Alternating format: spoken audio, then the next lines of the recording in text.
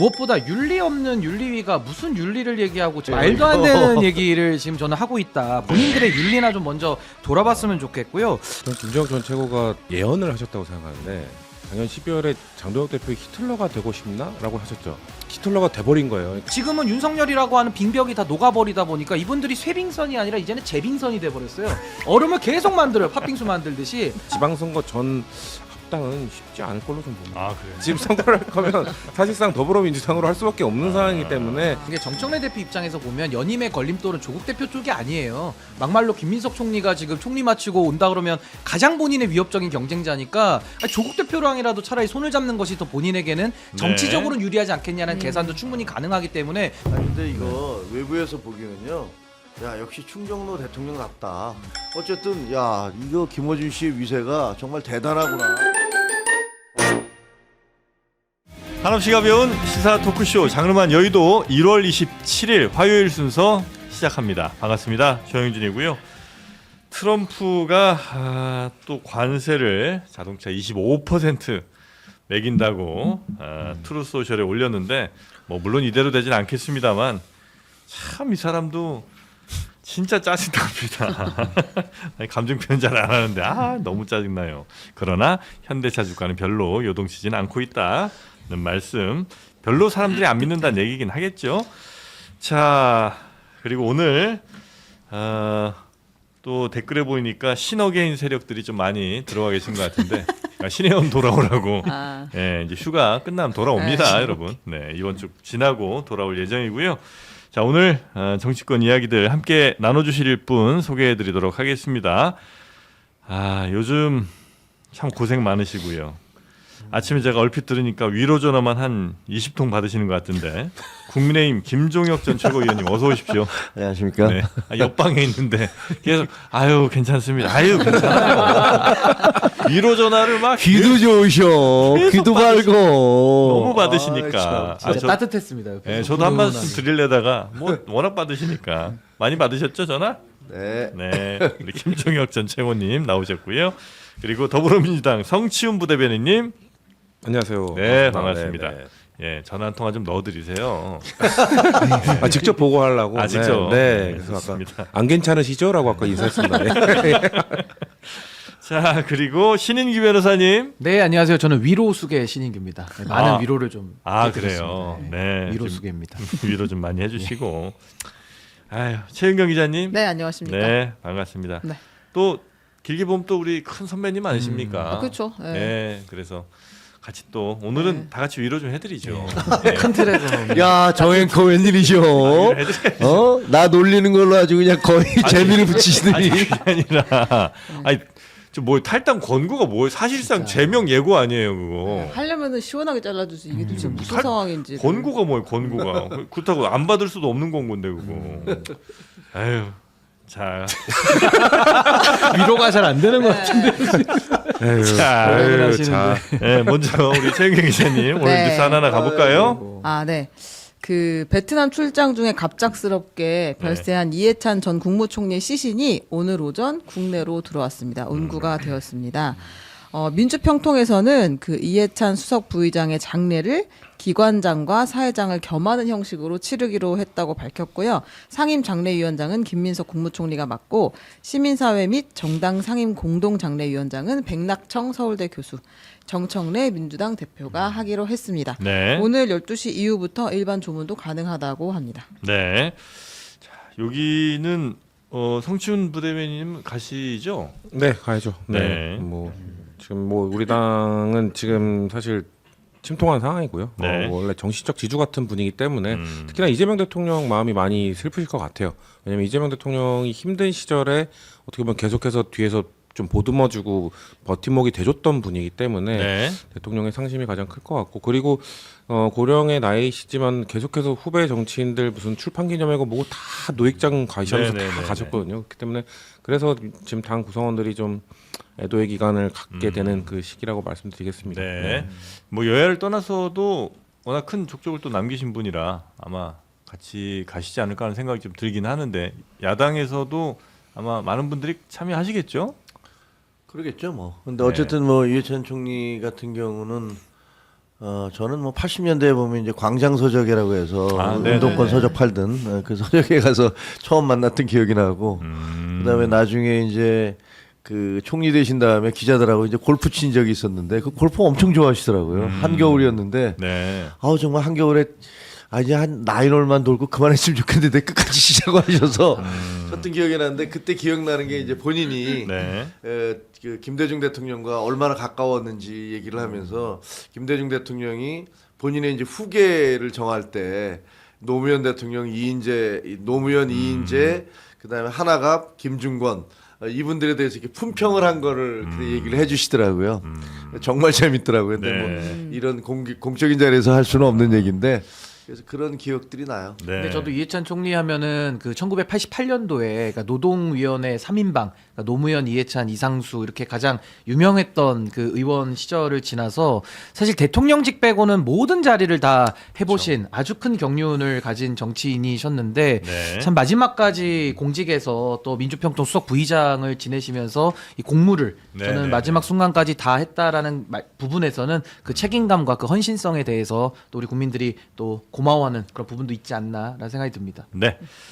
자, 그리고 저 멀리서 또 들려온 소식. 네. 트럼프가 관세를 25%로 올려버리겠다는 그런 얘기가 있었습니다. 그렇습니다. 트럼프 미국 대통령이 자동차 등 한국산 제품에 대한 관세를 15%이던 걸 25%로 인상한다고 이야기했습니다. 한국 국회가 한미 간 무역 합의 이행에 필요한 법적 절차를 진행하지 않았기 때문이다라고 했는데 무슨 이야기였냐면 트럼프는 이재명 대통령이랑 내가 이렇게 2025년 7월 30일에 양국을 위한 위대한 합의를 했고 그리고 내가 2025년 10월 29일 한국에 있을 때 그런 조건을 재확인했다.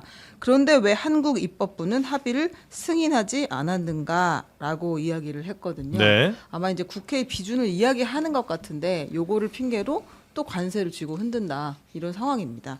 청와대에서는 미국에서 관세 인상을 한다는 공식적인 통보를 받은 적이 없다. 세부 내용에 대한 설명이 지금 없었다. 네. 오늘 정책실장 주재로 대책회의를 열겠다까지 이야기한 상황입니다. 네. 아니 그럼 미국 의회도 비준 안 했다면서요? 그렇죠. 그때 필요 없다고 사실 서로 이야기했고 비준하지 않는 것이 우리에게 더 이제 입지를 좀 넓히는 일이다라고 얘기를 했었는데 네. 이제 와서 이제 핑계를 대는 거 아닌가 싶습니다. 자기 지금 뭐 여기저기 막 때리다가 또 국내 여론 영 안 좋으니까 또 괜히 우리 또 때리는 거 아닌가 하는 생각도 들긴 하는데 그렇다고 이 페이스에 우리가 이렇게 말려 들어갈 수는 없는 거 아니겠습니까? 네. 그렇죠. 지금 그때 저는 이 사실상 비준 입법부 얘기는 핑계에 불과하고요. 네. 그러니까 결국 트럼프 대통령이 지금 올 연말에 이제 중간 선거가 있는데 중간 선거를 겨냥하고 있는 거예요. 그러니까 빨리 돈 달라, 빨리 투자하라예요. 그러니까 트럼프 입장에서는 지금 국내 입지가 별로 좋지 않은 상황에서 어떻게든 이 선거 전에 뭔가 그 각종 어떻게 보면 관세를 볼모로 뭔가 협박으로 해서 뭔가 받아냈던 투자들 빠르게 받아내서 미국의 경기를 좀 활성화시켜서 본인이 중간선거 승리로 이어져야 되는 부분이기 때문에 만약 중간선거 제대로 결과 안 나오면 트럼프 바로 레임덕이거든요. 그렇기 때문에 네. 그런 것들 때문에 사실 한국을 좀 협박하고 있는 건데 사실 아까 말씀하신 것처럼 현대차 주가가 그렇게 크게 막 휘청휘청 안 하는 거 보면 국민들도 트럼프가 또 그냥 또 블러핑하네 약간 이 정도로 인식하고 있는 것 같아요. 물론 정부는 이거에 대해서 대응을 하고 대비책을 마련을 해야겠습니다만 그래서 지금 김정관 산업통상부 장관이 지금 캐나다가 있다가 지금 바로 미국으로 가서 러트닝 만나러 가고 있거든요. 그래서 빠르게 대처할 거라고 생각합니다. 네. 스스로 말의 무게를 스스로 너무 까먹고 있는 것 같아요. 너무 가볍게 만들고 있는 것 같고 물론 이제 그 미국 대통령이라는 그 위치 자체가 주는 워낙 큰 무게감이 있긴 합니다만 본인은 개인적으로는 계속 좀 까먹고 있는 거 아닌가 싶기는 합니다. 어떻게 보면 이 불확실성의 시대를 빨리 좀 걷어내는 것이 우리에게는 가장 유리할 텐데 네. 이게 사실 국가 대 국가의 약속이잖아요. 근데 이거를 갖다가 트럼프가 대통령의 자리에서 그냥 소셜미디어에 올리는 식으로 자꾸 이 불확실성을 만들어내는 것은 미국에게도 국가적으로도 이거는 좋지가 않다라는 그런 생각이 들고요. 그리고 이제 트럼프 같은 경우는 이제 거의 양치기 소년이 돼버려가지고 이제 어떤 말을 해도 믿지 않는 이런 상황이 온 건데 오늘 그 문구를 자세히 보시면 대한민국 내지는 뭐 이재명 대통령을 지칭한 게 아니라 대한민국 국회라는 또 지칭을 했거든요. 네. 그래서 어떻게 보면 고도의 수가 이 안에는 들어있다. 그래서 국회를 공격하면서 뭔가 이렇게 이재명 대통령과의 관계는 또 열어놓는 이런 고단수의 좀 정치적 계산이 좀 깔려있는 발언 아닌가라는 생각이 듭니다. 네. 자, 하여튼 우리 국익을 위한 선택들을 잘 해주시리라 뭐 믿어보고요. 국민의힘 윤리위원회 소식으로 바로 한번 가보겠습니다. 네. 다 같이 위로 예. 누구 죽었어요? 아니. 근조 민주주의. 예. 네, 그 국민의힘에서 장동혁 국민의힘 대표를 비판하고 또 국민의힘을 북한 노동당에 비유했다는 이유로 징계 대상에 올랐던 바로 이분. 김종혁 전 최고위원에 네. 대해서 국민의힘 윤리위원회가 어제 탈당 권유 결정을 했습니다. 네. 그럼 탈당 권유를 받으면 어떻게 되는 것이냐? 예. 이 징계 통지를 받은 날로부터 10일 이내에 탈당하지 않으면 자동 제명이 되는 뭐 사실상의 중징계다 이렇게 볼 수 있는데요. 그 윤리위에서 한 이야기들이 아주 재미있는 이야기들이 있습니다. 뭐죠? 그러니까 약간 처음 재미난 문제 아니에요. 그러니까 처음 들어본 이렇게 이야기들을 많이 했는데 어. 당 대표는 당원 개개인의 자유 의지의 총합이기 때문에 뭐 이런 이야기들이 막 들어가 있어요. 이 당 대표는 당원 개개인의 네, 자유 의지의 총합이다. 그리고 이제 또 이제 온전히 표현의 자유와 양심의 자유를 누리고 싶으면 정당을 탈당해서 자연인의 자격으로 논평을 해라. 뭐 이제 이런 이야기들을 했습니다. 아, 그러니까 그 당원들이 뽑았다는 얘기를 이렇게 고급스럽게 하시네. 당원 개개인의 자유 의지의 총합이다. 네. 네. 생각해 보면 별 얘기 아닌 것 같아요. 지금 많이 당연한 얘기를 어렵게 써놨어요. 무슨 말인지는 알겠는데. 네. 여튼 그래서 당 대표 비판하려면 나가서 해라. 아니 근데 그게 간단한 얘기가 아니에요. 왜냐하면 네. 뭐라고 그랬냐면 당 대표는 단순한 자연인 인격체가 아니며 하나의 정당 기관에 해당한다. 당 대표의 권한, 권위, 리더십은 정당의 청지기, 스튜어드로서 그 당원 개개인의 자유 의지의 총합으로부터 나온다. 이렇게 해놨어요. 근데 이게 제가 정책과를 나왔잖아요. 옛날에 저희가 나치즘에 대해서 공부할 때 나치가 비슷한 표현들이 많아요. 나치는 뭐라고 얘기하고 있냐면 예. 히틀러가 민족의 총화이자 정수이고 선출된 잠깐만요. 독일어 지금 바로 해석하시는 거예요? 아니 네. 그게 아니고 하여튼 그 잠깐만요. 이거 지금 보던 거. 그러니까 지금 이제 국민의힘이 얘기하는 윤리에서 얘기한 이것이 마치 나치가 잠깐만요. 얘기했던 것과 그렇죠. 그 비슷한데 매우 유사한 구조다. 뭐라고 그랬냐면 이제 지금 히틀러는 네. 민족의 총화이자 정수이고 선출된 대표가 아니라 민족의 의지다 이렇게 얘기를 했어요. 그러니까 히틀러에 대해서도 게르만 민족의 의지의 총합이다 이런 얘기를 하고 있는 거예요. 네. 그러니까 좀 이상한 게 아니 도대체 임기 2년짜리의 대표가 어떻게 해서 당원 개개인의 자유 의지의 총합이라는 얘기인지 말이 안 되고. 지금 징계 사유 추가되는 것 같은데. 네, 근데 그리고 괜찮아요. 계속 해당하고 있는 겁니다. 아니 그게 해당이 아니고 왜 당원들의 자유의지의 총합이 장동혁이 돼야 되는 겁니까? 장동혁 대표가 돼야 되는 말이 안 겁니까? 되죠. 그거는 논리적으로 전혀 말이 되지 않는 얘기예요. 그래서 저는 이걸 보면서 아니 어떻게 이렇게 어마무시한 소리를 하지? 지금 히틀러에 대해서 그 나치가 히틀러를 우상화시키면서 했던 우리 모두의 의지의 총합이 히틀러다. 민족의 의지의 총합이다. 그러면 당원 의지의 총합이 당 대표다라고 얘기하는 것과 민족과 당원만 바꿔치기 하면 똑같은 네, 얘기잖아요. 네, 네, 네. 그리고 이것을 또 다른 식으로 얘기하면 북한의 수령론도 비슷해요. 수령의 뇌수론. 뭐 저도 대학 다닐 때 그 주체사상 이런 것 좀 공부해 보니까 그때 거기도 그렇게 나오잖아요. 수령은 뇌수이고 인민은 팔다리여서 네. 우리가 뇌수를 보호해야 된다. 뭐 뇌수가 모든 것을 결정하는 주체이기 때문에 팔다리는 거기 복종해야 된다. 뭐 이런 얘기거든요. 네. 근데 이게 자유민주주의 국가에서 그냥 저 대통령이 됐든 당대표가 됐든 그냥 선출된 일정 기간 동안에 선출된 권력에 불과한 거예요. 그것을 뭐 그런 제도적인 것이 아니라 우리 의지의 총합이다라고 얘기해버리면 그다음부터 굉장히 복잡해지죠. 그럼 비판할 수가 없는 거죠. 저는 김정혁 전 최고가 그 예언을 하셨다고 생각하는데 작년 12월에 장동혁 대표 히틀러가 되고 싶나라고 하셨죠. 근데 히틀러가 돼버린 거예요. 그러니까 진짜 지금 히틀러 같은 행동을 하고 있는 거잖아요. 단순히 그냥 윤리위의 판결문 그걸 넘어서서 히틀러 같은 행동, 본인에 대해서 당 대표에 대해서 비판하는 사람은 잘라라.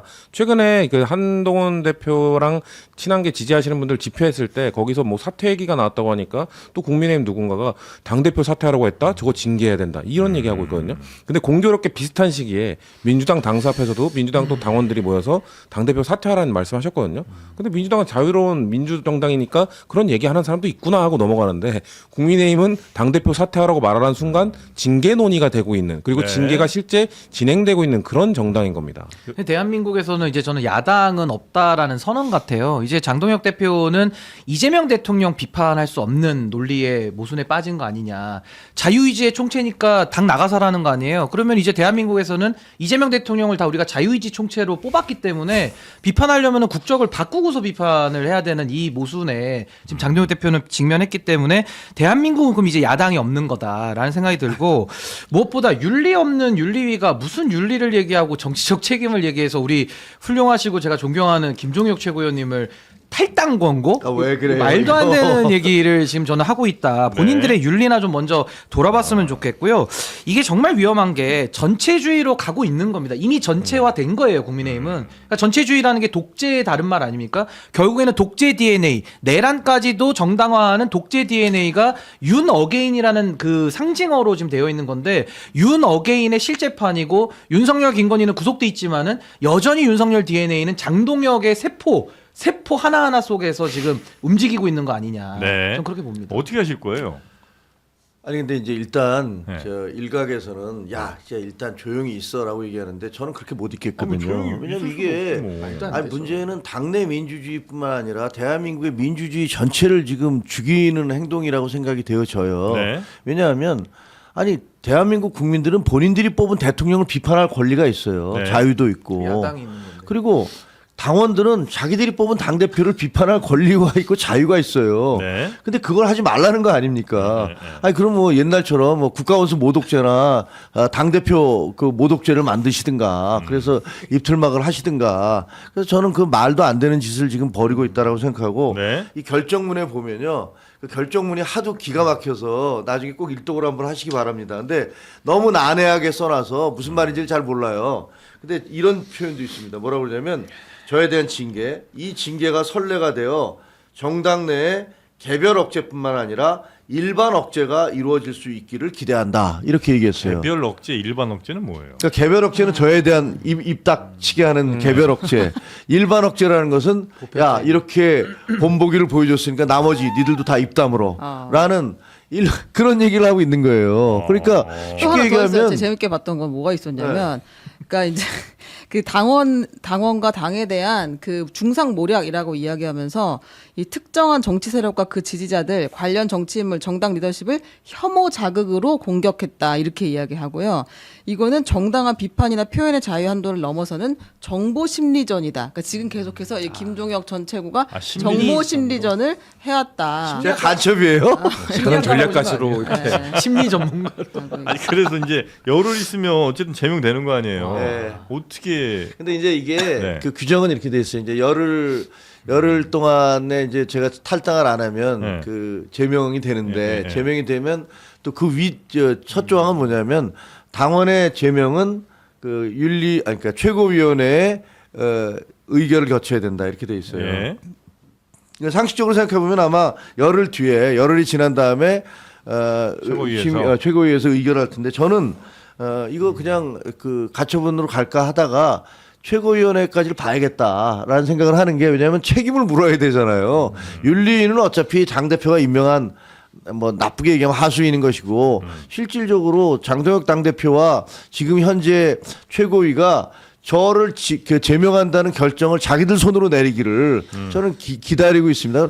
한번 해보시라고 그 본인들의 정치적인 역사적인 책임을 저는 물을 거니까 그리고 저는 아마 역사도 그 사람들에 대해서 물을 겁니다. 기록할 거라고 보여져요.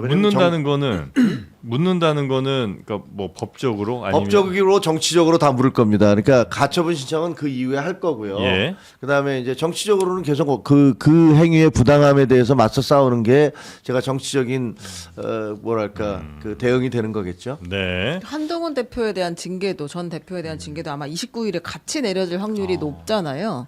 근데 이게 확정일 어떻게 되냐면 확률이. 29일하고 저는 열흘이 언제냐면 사실 어저께 저녁에 통보받았잖아요. 네. 그럼 열흘이 한참 지나가야 돼요. 근데 이 사람들이 주장하기를 어저께 한 게 아니고 금요일 날 했다. 그 전주 금요일 날 결정을 내렸다. 이렇게 얘기를 하고 있어요. 그러면 그 전주 금요일이면 다음 주 월요일이면 그게 11일째예요. 네. 그러니까 그때 최고위에서 의결이 가능해요.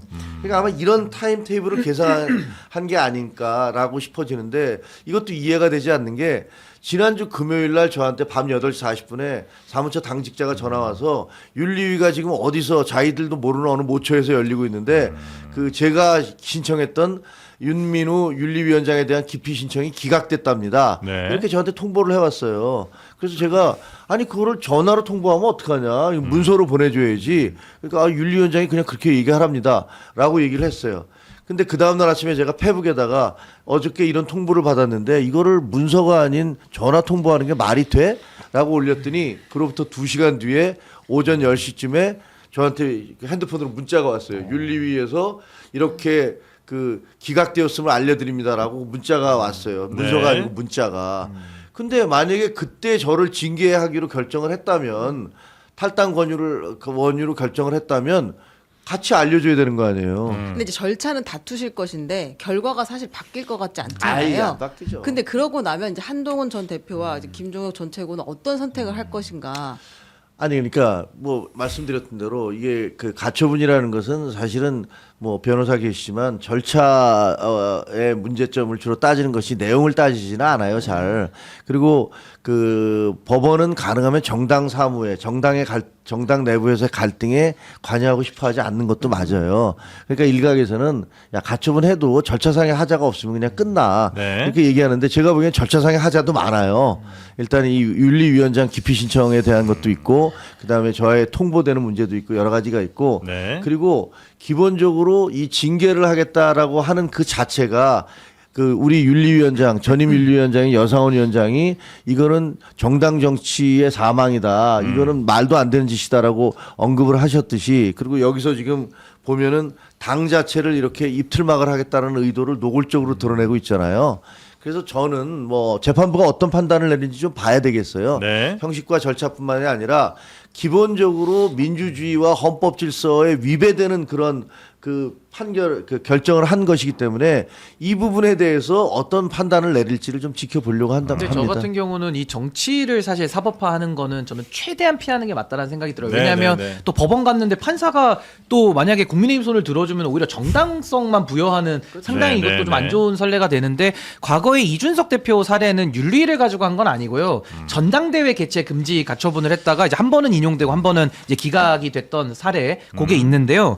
저는 만약에 김종혁 그 최고위원님께서 하신다면 그 양형부당 부분도 좀 따져봐야 될 것 같아요. 왜냐면 말을 몇 마디 한 걸 가지고 제명에 이르게 한다라는 것은 저는 따져볼 값어치는 분명히 있다라는 생각이 드는데 저는 저 지금 장동혁 체제를 옹호하는 분들 많잖아요. 뭐 방송 나와서 많이들 떠들고 이렇게 하는데 저는 그분들한테 묻고 싶은 게 네. 자유의지의 총체라면서요, 당대표가. 네. 그럼 한동훈 대표도 과거 비대위원장이나 당대표 할 때 자유의지의 총체로 뽑은 거 아닙니까? 네. 그때 만약에 본인들 다 제명시켰으면은 아 역시 자유의지의 총체니까 난 나가야지 이렇게 했을까요?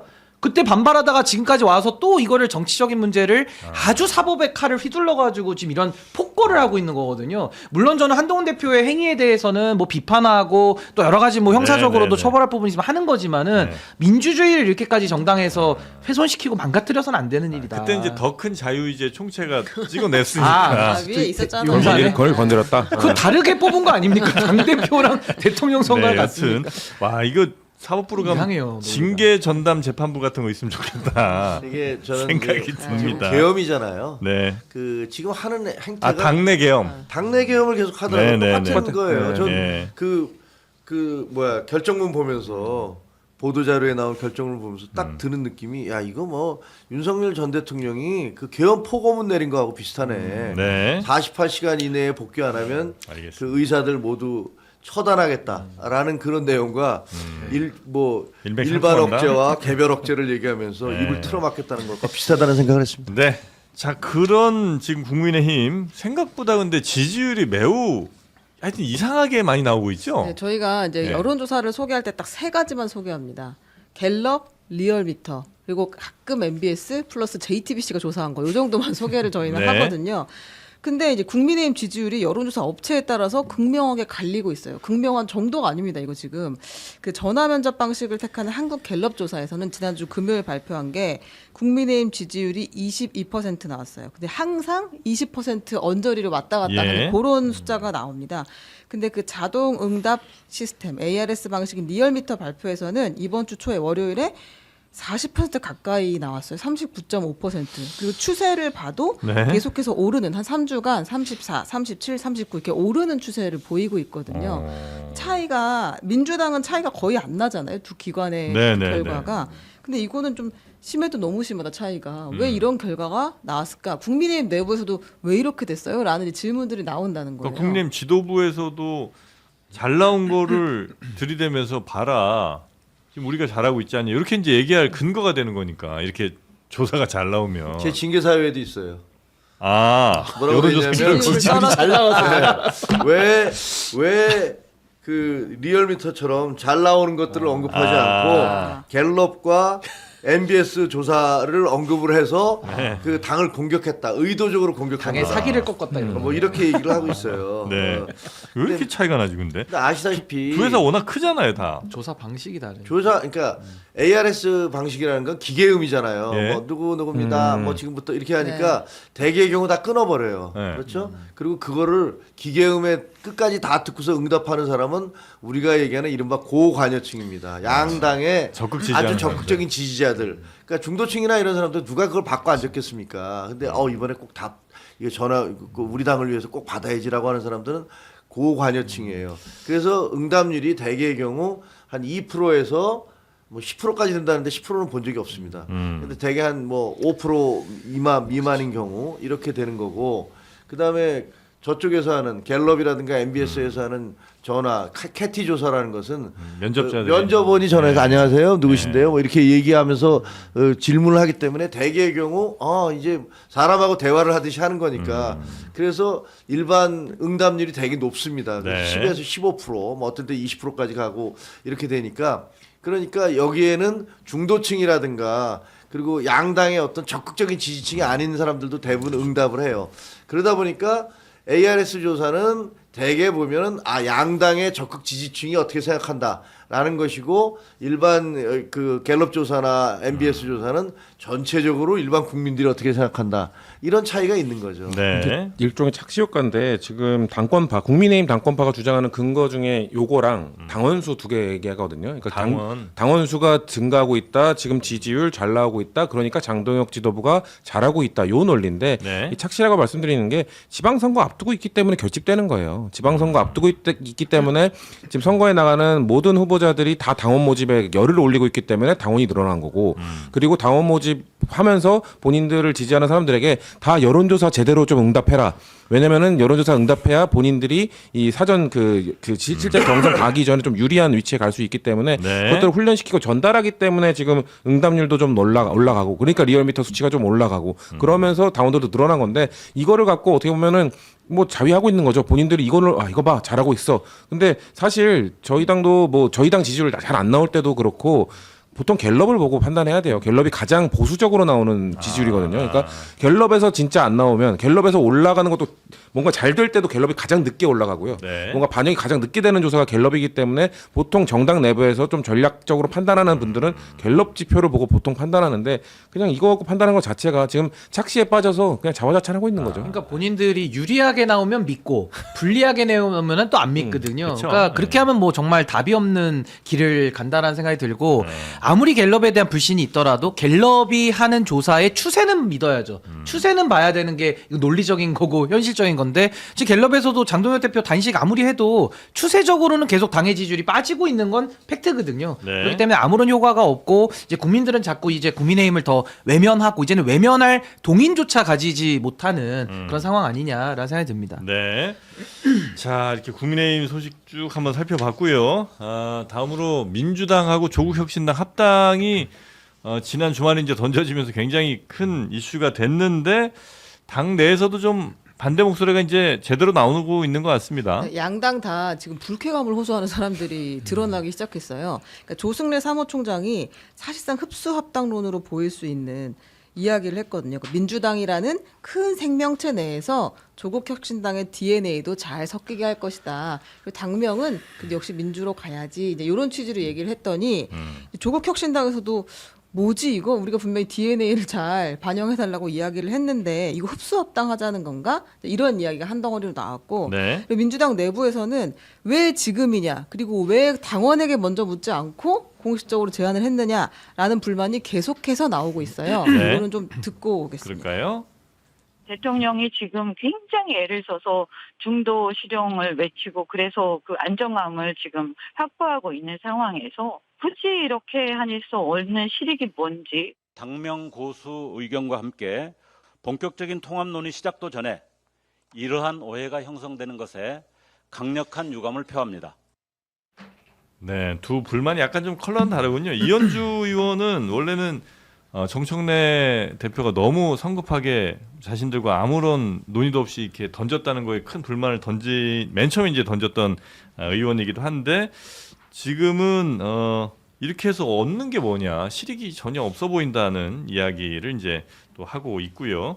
조국혁신당에서는 어쨌든 우리가 합당을 하게 되더라도 우리의 어떤 DNA, 우리의 컬러 이런 것들이 좀 잘 받아들여져야 되는데 뭐 당명부터 시작해서 전혀 우리가 그냥 흡수만 되는 거 아닌가 하는 걱정들을 좀 하고 있는 것 같습니다. 그 뭐 DNA, 뭐 흡수, 뭐 이런 단어들을 쓰고 있습니다만 결국 매우 현실적인 내용들이 걸림돌이거든요. 네. 저는 계속해서 이 합당 관련 얘기 나올 때 가장 큰 걸림돌은 일단 당직자 수다라고 얘기를 하거든요. 당직자 수. 네, 정당법에 의해서 당직자 수가 딱 그 중앙당 100명 딱 정해져 있어요. 민주당은 늘 포화 상태입니다.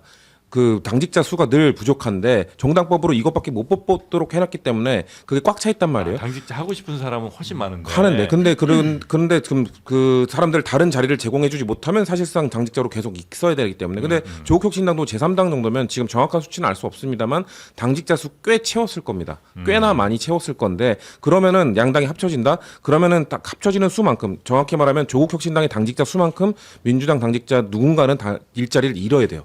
이게 저는 매우 현실적인 문제라고 생각을 하고 네. 그리고 호남에서의 선거도 이것도 매우 현실적인 문제인데 자, 호남에서 조국혁신당 준비하고 있는 사람이 있지 합당해가지고 경선하면 되지. 근데 이게 뭐가 문제가 생기냐면 본선에서 붙잖아요. 그럼 조국혁신당도 아마 호남에서 15% 이상 나올 거거든요. 그럼 선거 비용 보전을 100% 받아요. 근데 경선을 내버리면 선거 비용 보전을 한 푼도 못 받습니다. 네네. 이게 매우 현실적인 문제예요. 그래서 저는 조국혁신당 내부에서 아마 호남에서 선거 준비하고 있는 분들이 반발이 심할 겁니다. 당직자랑 출마 예정자들이 제일 큰 그게 문제예요. 가장 클 거고 그리고 그 표면적으로 나오는 얘기들은 일단 이 합당 제안을 했을 때 그날 공교롭게 민주당 당원들에게 1인 1표제와 관련된 의사를 묻는 설문조사가 진행이 됐어요. 그러니까 당원 주권주의로 가겠다. 당원들에게 의사를 묻고 당원들이 당의 의사를 결정할 수 있는 시스템을 만들겠다고 했는데 합당 발표가 이 내리찍기로 나온 거잖아요. 합당 제안 의견을 듣겠다고는 했습니다만 그렇기 때문에 사실 지금 당내 분위기가 좋지가 않죠. 전 그래서 현실적인 문제들 때문에 아마 지방선거 전 합당은 쉽지 않을 걸로 좀 봅니다. 아, 그래요? 네.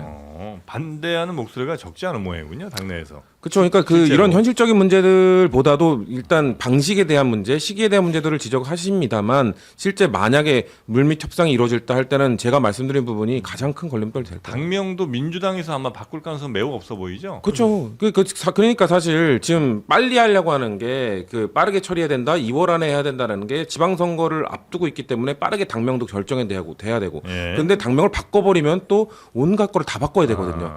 무슨 지금 선거 운동 뛰고 있는 사람들 현수막부터 다 바꿔야 되고. 민주조국당 안 될 거. 그건 안 되죠. 그러니까 조국민 아니 민주혁신 아니요, 민주혁신당? 아무것도 안 돼요. 그거 다 안 돼요. 그러니까 지금 선거를 할 거면 사실상 더불어민주당으로 할 수밖에 없는 상황이기 때문에 지금은 그래서 지금 근데 이 제안을 뭔가 지금 신설합당 그러니까 제3지를 만들어서 같이 당대당 통합이 아니라 흡수합당이다. 그러니까 조국혁신당 반발. 이거는 좀 표면적인 얘기라고 계속 말씀드리는 겁니다. 네. 또 이게 좀 너무 뜬금없잖아요. 대통령님 신년 기자회견을 해서 지방주도 성장이라는 가장 중요한 정부의 철학을 발표한 그 다음 날이고 코스피 5천을 터치한 그 다음 날 그리고 이진관 재판장이 같은 날. 같은 날, 오천을 같은 같이 날. 한 날. 그리고 한덕수 23년을 구형하고 선고하고 법정 구속시킨 다음 날에 전격 발표를 한 거거든요. 그러니까 굉장히 타이밍도 뜬금없다라는 생각이 들어서 사실 이거는 당내 절차를 밟지 않은 정청래 대표의 독단적인 하나의 합당 선언 제의이기 때문에 이거는 그 원천 무효의 선언을 하고 있는 거 아니냐. 저는 일단 그렇게 보여지고요. 자꾸 뭐 합치면 이기고 합치면 더 크게 이긴다고 하는데 아니 이겨가지고 뭘 하려고 하는 겁니까? 아니 왜 이겨야 돼요? 이겨서 결국 정부 성공시키고 대한민국 잘되게 하자라고 이기는 거 아닙니까? 네. 근데 그 잘되게 하자는 게 빠진 채 무조건 합쳐서 이기자, 큰 그릇 만들자. 아니 그러면은 조국혁신당만 뿌리가 갔습니까? 지금 전병헌 그 과거 문재인 정권 때 정무수석 지냈던 새로운 미래는 어떻게 합니까?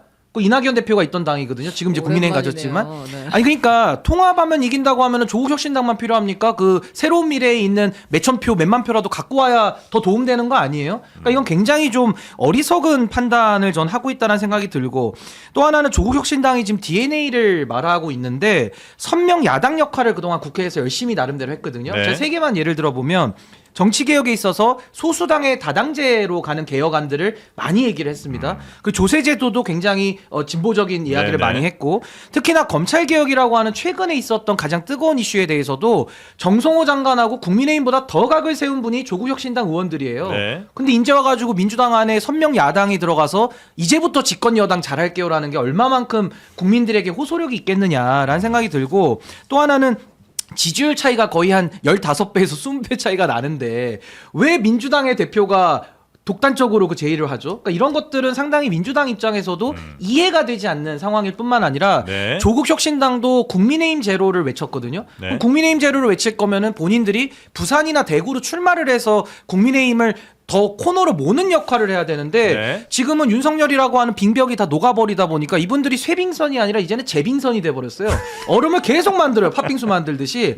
그러니까 이런 거를 지금 가치를 위해서 재빙선, 만든다는 거예요? 팥빙수. 지금 겨울입니다만은, 그러니까 쇠빙선이 갑자기 재빙선으로 지금 갈아타가지고 이상한 행동들을 하니까 네. 오히려 호남에서도 보면요, 민주당 입장에서는 합당하면 경선 관리가 더 어렵고 네. 오히려 호남의 유권자들은 아니, 조국 혁신당과 민주당이 경쟁해서 서로 후보를 좋게 내면 선택권이 보장되는 게 정치개혁 아닙니까? 네. 그러니까 지금 조국 혁신당은 국민의힘 제로라고 하는 것이 전혀 말이 맞지 않고 그동안에 뭐 레드팀 운운했는데 사실상 경쟁팀을 하고 있었던 게 지금 다 드러나고 있는 거 아닌가. 호남에서 어쩌면 호남 유권자분들은 이렇게 합당을 하게 되면 거의 찬반 투표처럼 될 거 아니에요. 그러니까 정치개혁 면에서 후퇴하는 거죠, 사실. 조국 근데 혁신당이. 왜 이거를 정청래 대표가 바로 그날 말씀하셨던 그런 이벤트들이 있는 그날 사실 청와대에서 굉장히 섭섭할 것 같기도 한데 왜 그날 던졌다고 혹시 보세요? 이게 인위적인 야합이고 인위적인 정치 개편이거든요. 과거에 3당 합당의 사례도 있습니다만은 국민들의 선택권을 봉쇄하는 거예요, 정치인들이. 그러니까 나를 따르라 식으로 지금 상당히 권위주의적인 태도를 정청래 대표가 보이고 있기 때문에 이게 과연 더불어민주당의 정신에 맞느냐. 과거에 노무현 대통령께서 3당 합당 야합할 때 이 있습니다 외치신 거거든요. 지금 노무현 대통령과 같은 정신을 공유하는 수많은 당원들과 국민들이 지금 이 상황을 굉장히 부정적으로 평가하는 것이고 그럼 도대체 왜 그러냐. 저는 정청래 대표가 연임에 대한 확고한 의지를 저는 보였다고 보고요. 승부수를 네. 던진 걸로 봅니다. 결국에는 조국 대표는 대선 주자로서 민주당이라는 플랫폼이 필요한 것이고 정청래 대표는 본인이 뭐 대선 주자로 바로 안 나가더라도 다음에 당 대표가 되면은 총선에서 공천권을 행사할 수 있기 때문에 네. 모종의 조국 혁신당과의 교감하에 이 부분을 지금 추진하는 거 아니냐. 저는 그렇게 봅니다. 그러니까 정청래 대표는 이번에 반드시 연임을 해야 되고 연임한 이후에 뭐 조국 대표가 뭐 대선 후보든 아니면 다음 당 대표들을 해서 서로의 이익이 이렇게 잘 맞아떨어진 일종의 협상 같은 뭐 게 MOU 있지 같은 않았나? 거죠, 서로가. 라고 생각을 하신다는 거고요. 혹시 뭐 이미 다 말씀을 많이 해서 약간 김이 빠지셨을까요? 아니 맞는 얘기죠. 뭐 정청래 대표의 재선 전략이 가장 네. 중요하게 고려 대상이었던 것 같던데 핵심은 네. 그럼 대통령실이 알았어 몰랐어. 네. 이게 제일 핵심이잖아요. 그때 왜 코스피 5천이고 굉장히 분위기가 올라가는데 이 발표를 해서 찬물 비슷하게 끼얹었는데 그걸 놓고 일각에서는 대통령이 불러놓고서 반명입니까? 라고 물어본 것들에 대한 이게 소극적인 보복이야 뭐야 뭐 이런 얘기도 있었거든요. 그러니까 뭔지는 잘 모르겠어요. 지금 이현주 등 뭐 친명 최고위원들이 대통령실 전혀 몰랐다. 자, 대통령실 팔지 마라. 이렇게 공격하는 거 보면 근데 저걸 대통령실 전혀 모르게 할 수도 있나? 이것도 좀 이해가 안 되고 하여튼 지금 뭔가 이상한 일들이 벌어지고 있는데 네. 아까 말씀드린 대로 뭐 DNA 뭐라고 얘기하는데 사실 조국당이 아주 강성 진보의 나름 역할이 있었거든요. 그리고 민주당은 그 뒤에서 약간 온건 진보 모습을 하면서 이득을 얻는 게 많았는데 이게 합쳐지면 어떻게 될 것이냐. 이게 과연 시너지냐 디스 시너지냐 이런 부분이 있고 그다음에 지방선거에서 도움? 지방선거에서 지금 거의 보면 민주당이 그냥 압승할 그런 분위기로 지금 몰고 가고 있는데 거기서 호남을 빼고서 뭐가 그렇게 크게 도움이 될까? 합쳐진다는 게 그런 생각이 들고 어차피 시간이 지나면 대기업과 중소기업의 무슨 협상과 비슷해서 결국 대기업으로 빨려 들어가게 되는 그런 모습일 것이고 조국 대표 쪽에서는 좀 어려워질 텐데 왜 이렇게 서두를까? 결국 또 지분 문제는 어떻게 할 거냐. 지분 문제 때문에 굉장히 시끄러울 텐데 뭐 이런 여러 가지 이유들로 인해서 참 이해가 잘 안 되는 일들을 지금 하고 있다라는 생각이 들어요. 민주당 그러니까 정청래 대표 입장에서는 아까 그런 이유로 할 만하다는 판단을 한 것 같고 조국 대표도 지금 사실 조국혁신당이 지지율이 굉장히 안 좋은 상태잖아요. 안 좋죠. 이전에 뭐 성비 사건이나 이런 걸로 제대로 아직 해결도 못 하고 있고 그래서 만약에 이번 지방선거 폭망을 이제 해버리게 되면 조국 대표도 더 이상은 본인의 이용 가치가 매우 떨어진다는 걸 알고 있으니까 그렇죠. 예, 이런 선택들을 혹시 한 그러니까 건 아닌가. 막판에 기다리다가 막판에 주식이 하한가에 갔을 때 사면 되는데 왜 미리 지금 그 뭐랄까 배팅을 해서 이렇게 시끄럽게 네. 만들어 놓은지 이해가 잘 안 돼요. 그러니까 그 지방선거 전에 빠르게 해야 된다. 그거는 그러니까 지금 명분은 뭐냐면 지금 2월 넘어가서 이제 후보자 등록을 동식으로 받아버리면 사실상 불가능하다. 그래서 지금 해야 된다는데 저 말은 오히려 그런 것 때문에 서둘릴 필요가 없다는 거예요. 오히려 지방선거 이후에 글쎄요. 저는 플러스의 정치는 의미가 있다고 생각합니다. 뭐 네. 조금 그래도 뜻이 같은 많은 뜻을 같이 하는 진영이 뭐 합치면 좋죠. 근데 지방선거 전에 굳이 이렇게 할 필요가 있냐. 그리고 무엇보다도 지금 물리적 결합을 어떻게든 막 억지로 할 수는 있어요. 근데 화학적 결합이 될 거냐. 왜냐하면 가장 최근에 검찰개혁과 관련돼서 지금 정부안을 발표했을 때 조국혁신당이 가장 강하게 비판했단 말이에요. 네. 그래서 이재명 대통령을 지지하는 분들이 거기에 마음의 상처를 많이 입었어요. 그렇기 때문에 그래 조국혁신당 언젠가 같은 진영에 있으니까 합칠 수는 있겠지. 근데 지금 우리 안 그래도 상처 지금 마물지도 않았는데 갑자기 이걸 메꾸자고 하니까 이거에 대한 거부감이 당연히 있을 수밖에 없는 거고요. 그렇기 때문에 저는 과연 이재명 정부가 지금 계속해서 대통령께서 중도 뭔가 확장, 뭐 이념 스펙트럼 확장 이거를 지금 추구하고 계신데 네. 말씀하신 것처럼 우리 당보다 민주당보다 더 왼쪽에 있는 조국혁신당이 들어오게 되면 당내 이견이 더 커질 수밖에 없어요. 그러면 네. 밖에서 볼 때는 당내 트러블, 뭐 당내 갈등 이게 더 부각될 수밖에 없는 상황인데 화학적 결합을 먼저 좀 하면서 정책 공조도 좀 하면서 그런 것들이 이루어졌은 다음에 뭔가 물리적 결합을 얘기했어야 되는데 뭐 선제적으로 물리적 몸부터 합치자, 지방 살림부터 합치자 이렇게 네. 해버리니까 당연히 반발이 나올 그리고 수밖에 이제 없죠. 선거 앞두고 합치자라는 말은 좀 맞지가 않는 게 지난 대선 때도 사자 대결했잖아요. 네. 그때 이재명 후보랑 권영국 후보 합치자는 말이 한마디라도 나온 적이 있었나요? 전혀 들어보질 못했거든요. 거기다가 과거에 열린민주당 사례를 많이들 말씀하시는데 아까 우리 성춘 부대변인 말씀하신 대로 과거 열린민주당은 대선 주자를 보유한 당이 아니었어요. 그리고 민주당에 대해서 선명 야당 노선도 아니었거든요. 사실상 위성정당 비슷하게 이중대 역할들도 많이 했기 때문에 합치는 것이 전혀 문제가 없었는데 지금의 조국혁신당은 그동안에 조국 대표가 사면 이후에 나와가지고 지방선거 전에 합당 없다라고 본인 스스로 얘기한 적도 있거든요. 그러니까 스스로 본인이 어제까지는 좌회전 깜빡이 켜고 있다가 오늘 와가지고 갑자기 우회전 깜빡이 켜고 차선을 바꾸시면은 이게 과연 국민들이 볼 때는 민주당을 그럼 어떻게 볼 것이냐. 거기다가 성비 문제도 아직 해결 잘 안 됐는데 그걸 민주당이 그 위험을 왜 떠안아야 되죠? 그게 대통령께도 다 누가 될 수도 있는 거거든요. 그러니까 이런 부분들을 좀 종합적으로 고려를 해야지 네. 당대표가 혼자 독단적인 결정을 할 사안은 전혀 아닌 것 같다라는 네. 생각이 근데 듭니다. 그래도 민주당은 합치는 걸 갖고 싸우는 거잖아요. 우리는 잘라내는 걸 갖고 싸우고 있어요. 부러워하시는 건가요? 네. 좋은 합방 아니에요. 좋은 통합이 아니에요. 누가 그런 얘기 하잖아요. 왜 부부지간에 부부가 꽃을 어디에 놓을까 이걸 갖고 싸우는 건 아무리 격렬히 싸워도 괜찮은 거고 네.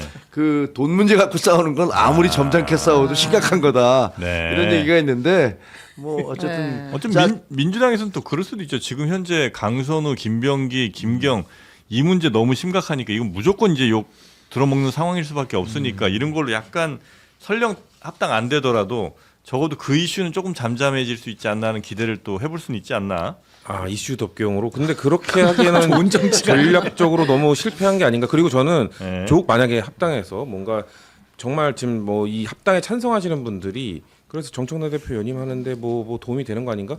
저는 도움이 되나? 만약에 조국혁신당 그러니까 조국혁신당 합당을 해요. 그리고 만약에 이번 지방선거나 재보궐선거 때 조국 대표가 광역단체장은 어려울 것 같은데 예를 들면 재보궐로 원내 진입해요. 그럼 8월에 전당대회 전 100% 나올 거라 보거든요.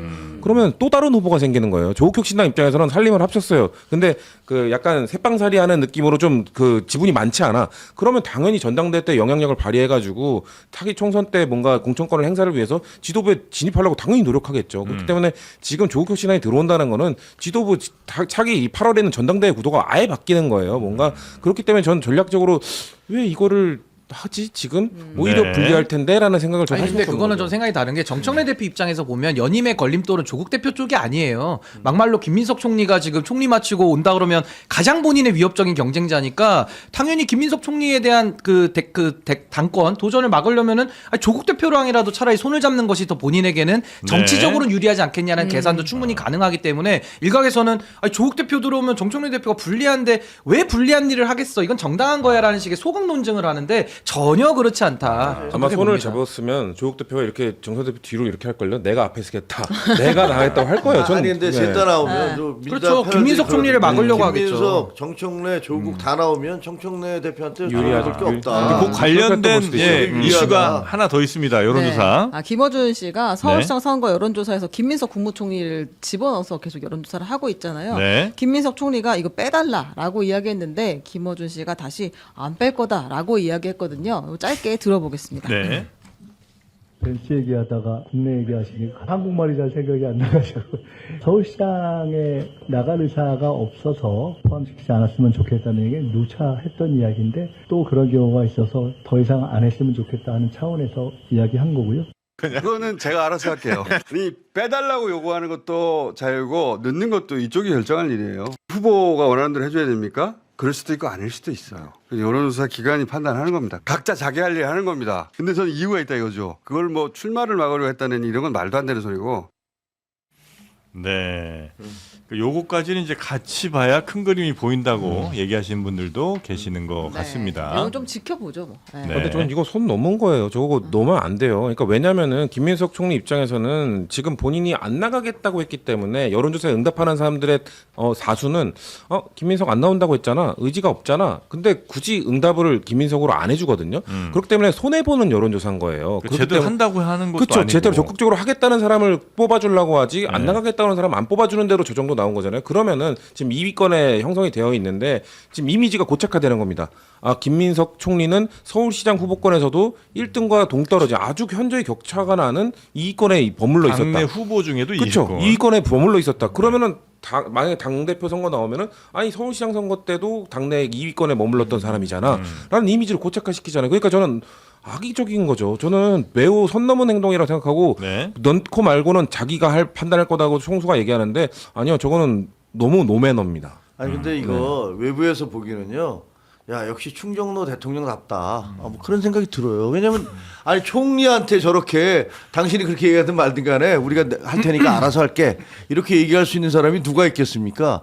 아마 일반 여론조사 기관이나 일반 언론사에서 총리가 저 좀 빼주셨으면 좋겠습니다라고 얘기하는데 그럼 우리가 알아서 할 거고 우리가 자유고 이렇게 얘기할 수 없어요. 그러니까 아마 대통령만 총리 위에 있는 사람 대통령밖에 없는데 행정적으로는 어쨌든 야 이거 김어준 씨의 위세가 정말 대단하구나라는 생각이 들어요. 근데 저는 김어준 씨가 겸손은 힘들다잖아요. 겸손해야 됩니다. 이게 겸손은 힘들다고 안 해야 되는 게 아니라 당위적으로 겸손하게 살아야 되는 건데 지금 겸손이 힘드니까 본인 마음대로 하겠다. 대한민국의 전직 총리도 아니고 현직 총리가 빼달라고 정중하게 요청하는데도 안 뺀단 말입니다. 그럼 어떤 일이 있느냐?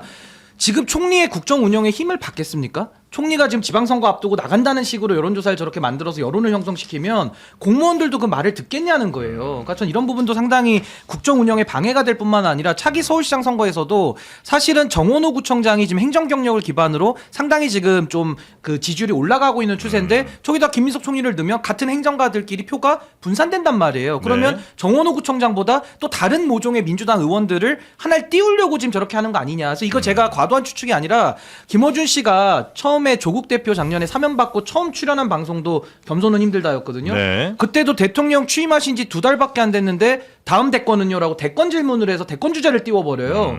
그러니까 전 이런 식으로 이재명 정부를 저는 흔들어서는 안 된다. 저 그렇게 봅니다. 그러니까 네. 민주진영 저희 당과 이 진영이 너무 민주적이다 보니까 저런 뭐 잡음도 나오고 저런 사람도 나오는데 근데 국민의힘보다는 낫죠. 그러니까 국민의힘 지금 한 소리 했다가는 바로 지금 이렇게 되는 거. 네, 뭐 그러니까 저희는 너무 민주스럽다 보니까 이런 일까지 있다. 아니, 근데 민주는 좋은데 네. 왜 총리, 비서실장, 장관들이 줄지어 김어준 방송에 나가서 정책을 얘기하고 그다음에 어떻게 보면 특종거리를 얘기를 하냐고요. 정책을 이야기하는 건 좋지 아니 않습니까? 예를 들면 네. 그게 공평해야 되는 거 아니에요. 자기 진영 사람들만 지금 뽑아줬습니까?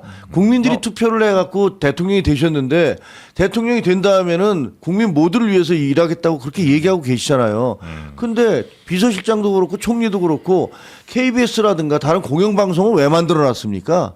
그리고 일반적인 그런 그 다른 골고루 나가면서 균형을 맞춰야 되는데 보면 줄창 김어준 방송에만 나가요. 그러니까 김어준 씨는 어떻게 보면 속된 말로 간이 배 밖으로 나올 수밖에 없죠. 야 나한테 와서 장관 그다음에 뭐 저 총리 비서실장 오고 내가 절해 그러면 다 후보들이 와서 최고위원들이 와서 함께 절을 하고 이런 쇼가 세상에 어디 있습니까? 그거는 민주당 내에서 만들어낸 거예요. 김어준 씨를. 예전에 비주류 내지는 뭐 권력이 이제 실제하지 않을 때는 사실 저렇게 해도 이제 순기능이 있었죠. 괜찮았죠. 예. 과거에는, 근데 과거에. 지금 이제 너무 주류의 권력도 굉장히 많이 가진 것처럼 보이는데도 이제 저렇게 되면 조금 보시는 분들이 매우 불편할 수는 있겠다. 네, 생각이 좀 오죽하면 들긴 합니다. 대통령 소리가 나오겠습니까? 아이고 네. 참. 자, 그리고 다음 뉴스도 언론은 좀 가볼까요? 많습니다, 지금 뉴스가. 아, 네. 그 박성재 전 장관의 재판이 어제 시작됐습니다. 네. 박성재 전 법무부 장관 제가 항상 궁금해하는 그는 왜 구속되지 않았는가. 근데 그 이진관 재판장의 재판으로 시작이 됐고요. 그 재판에서 박 전 장관은 계엄을 반대했지만 설득에 실패를 했다. 내가 헌정 질서의 혼란을 야기해서 매우 송구하고 심한 자괴감을 느낀다라고 이야기하면서 나는 반대했다라는 주장을 계속했습니다. 이진관 재판장이 6개월 안에 재판 끝낸다고 했어요. 요거는 지켜보면 될 것 같습니다. 이지관 판사의 판사봉 한번 맞춰봐야죠. 네.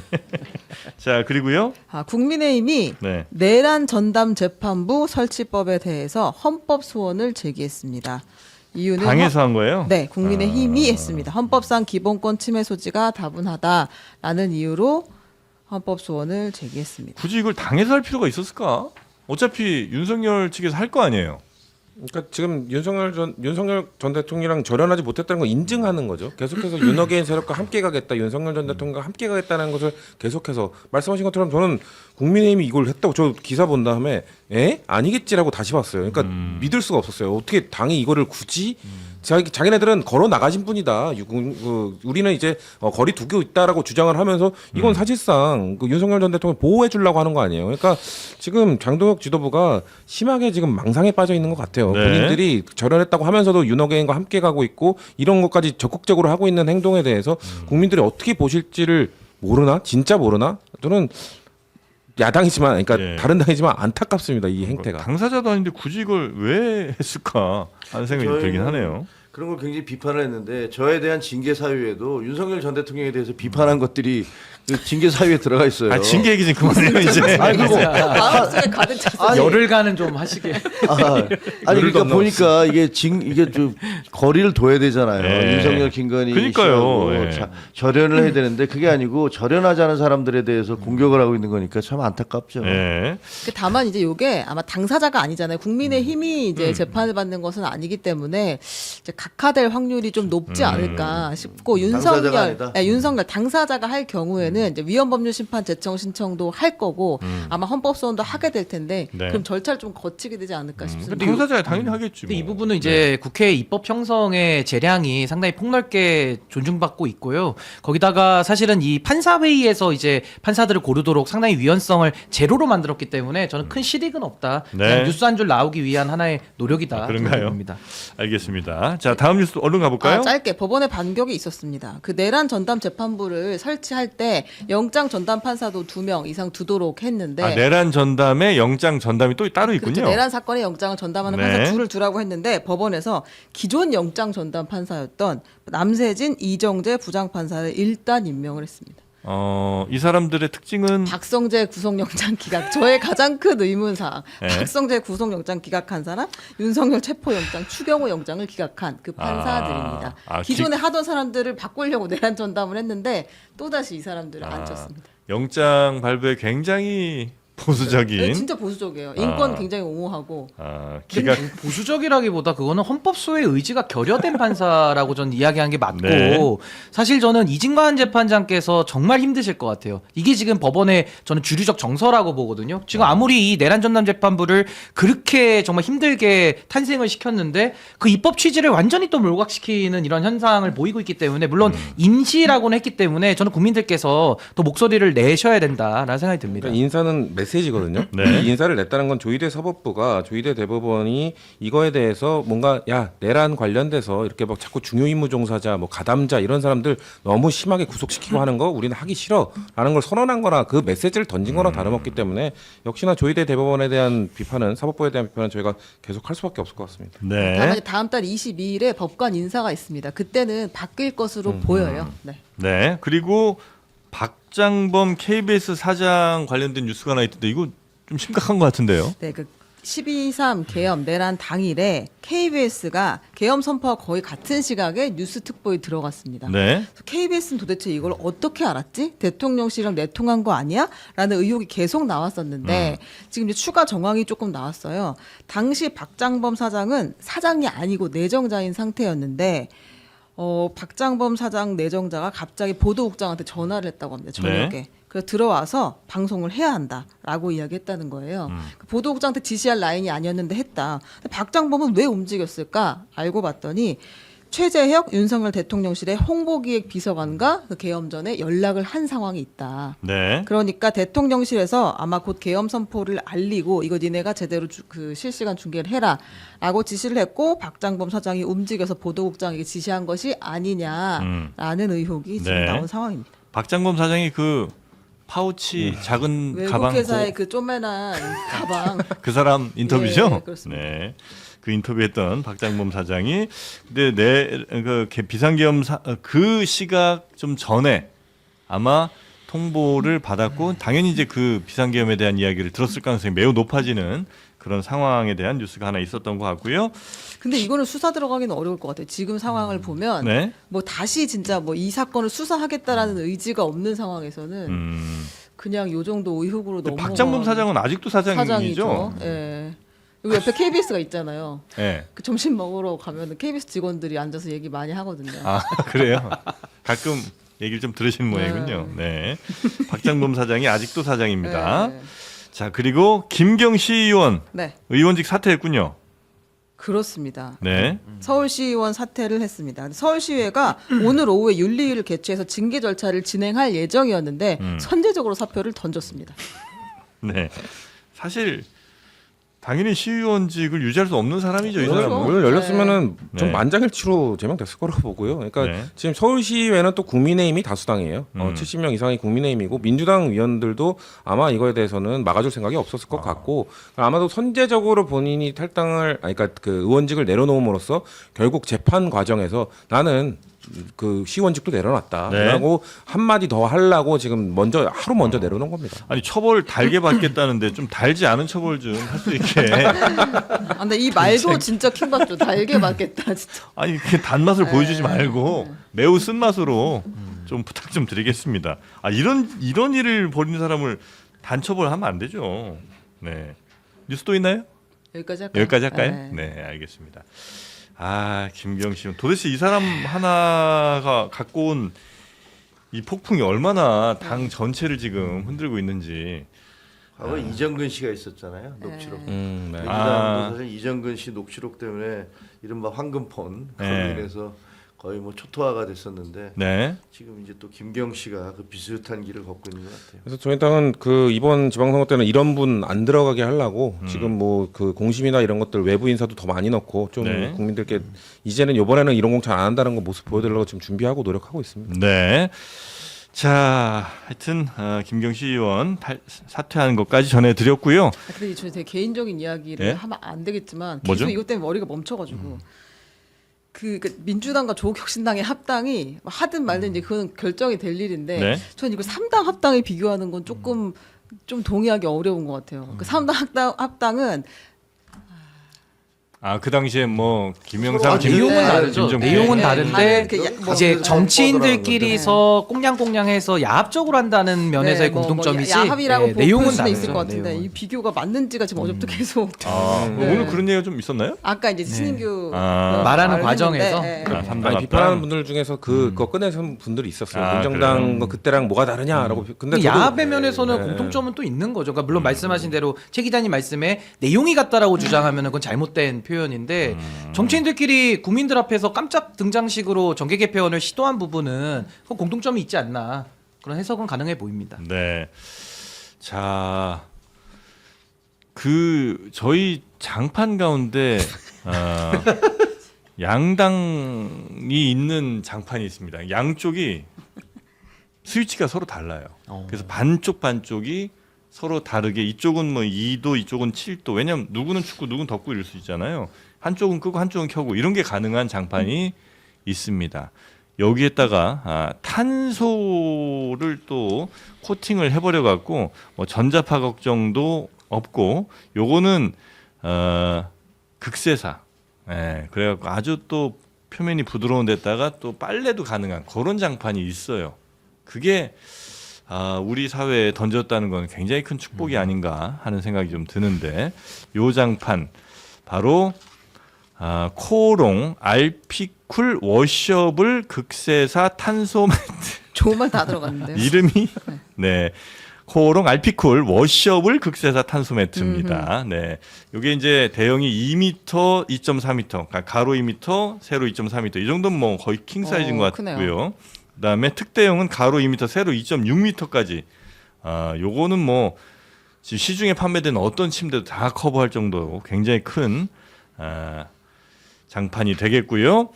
요거는 가격이 그래서 얼마냐, 뭐 20만 원이냐, 30만 원이냐, 빨리 얘기하라, 빨리 사게라고 얘기하실 텐데, 저도 믿기 어려운 가격, 35,900원에. 오.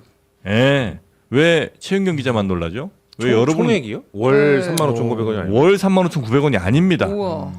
35,900원이면 이걸 살 수 있다는 거예요. 2m, 2.4m 요거 이 테이블보다 더 클 것 같은데 여기다 10,000원짜리만 까놔도 내가 볼 땐 35,900원 무조건 1,000원짜리 깔아도 넘는데 그러게요. 와 이렇게 쌀 수 있나요? 아니, 까는 순간 극락이에요, 이건 진짜. 아. 탄소매트 없이는 겨울을 알 수가 없습니다. 그리고 이게 아예 없었으면 혹시 몰라요. 근데 한번 깔았다가 치우는 건 불가능에 가깝다고 봐야죠. 지금 중요한 속보가 들어왔습니다. 속보 뭡니까? 딱 100장만 이렇게 판다고 합니다. 100장만. 100명 한정입니다. 속보. 네. 전 그래서 또 민주당에서 뭐 발표한 줄 알았잖아요. 저도 뭐 깜짝 놀랐네. 징계 관련 문구. 네. 지금 손이 바짝바짝 입이 바짝바짝 마른데 네. 얼른 주문하셔야 이 100명 안에 들어야 요 가격으로 사실 수 있습니다. 네. 요거는 하여튼 혹시라도 앞으로 단식하실 생각 있으시면 꼭 가져가셔야 됩니다. 날 보면서 그래요. 왜냐면 방법이 별로 없어. 아니, 오늘 말이야 그냥 넘어가는 거 했더니 아니야. 제명되면 방법이 없어. 뭐가 방법이 없어요. 많아요. 걱정하지 많아요? 마세요. 네, 그래서 혹시 단식하시면 꼭 이 왜 단식을 합니까? 알피쿨 안 많이 합니다. 드십시오. 매트 2.6m, 2m면 이건 두 분 앉아도 됩니다. 그럼요. 세 분도 가능합니다. 두 분도 누워서 있을 수 있으니까. 얄미워. 제가 보내드릴게요. 35,900원 네, 저렴한 가격입니다. 이렇게 해서 서로 우리 패널분들끼리 좋은 우애 다지시기 바라겠습니다.